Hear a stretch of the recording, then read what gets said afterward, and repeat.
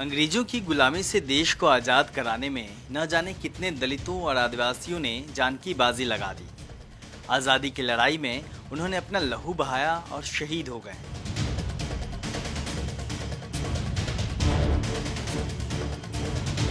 लेकिन इतिहास में वंचित समाज की भूमिका को एक सोची समझी साजिश के कारण दर्ज नहीं किया गया।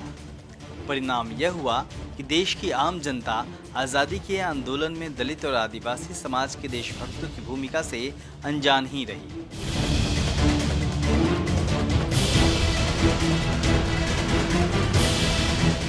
लेकिन अब सच्चाई सामने आने लगी है। यह रिपोर्ट दलित दस्तक की एक कोशिश है जिसमें हम 1857 से 1947 तक उन तमाम वीर बहुजन सपूतों की वीरता की गाथा बताएंगे जिन्होंने आज़ादी की लड़ाई में अपना योगदान दिया था, लेकिन उन्हें सामंती इतिहासकारों ने नजरअंदाज कर दिया।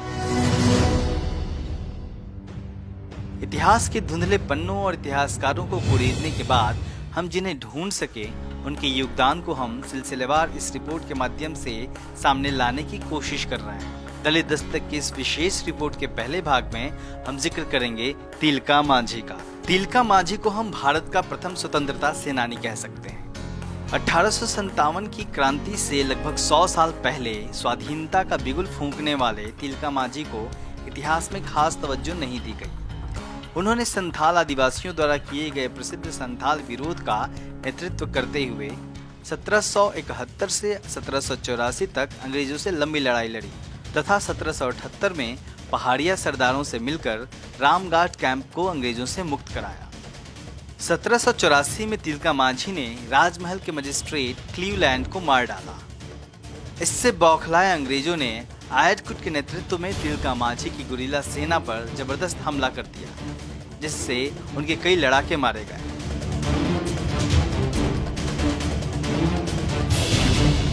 कहते हैं कि उसके बाद अंग्रेज उन्हें 4 घोड़ों में एक साथ बांधकर घसीटते हुए भागलपुर लाए।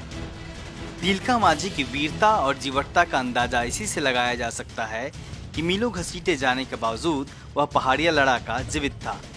उनकी देह भले ही खून से लथपथ थी, लेकिन उनका मस्तिष्क तब भी क्रोध से दहक रहा था।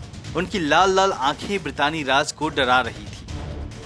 अंग्रेजों ने 13 जनवरी 1785 को भागलपुर के चौराहे पर स्थित एक विशाल पेड़ से लटकाकर उन्हें फांसी दे दी। इतिहास द्वारा इस महान आदिवासी नायक की उपेक्षा का इससे बड़ा उदाहरण क्या होगा कि उनकी ऐसी कोई पेंटिंग तक उपलब्ध नहीं है जिसे कृतज्ञ देशवासी सहेज सके। तिलका मांझी को दलित दस्तक का नमन।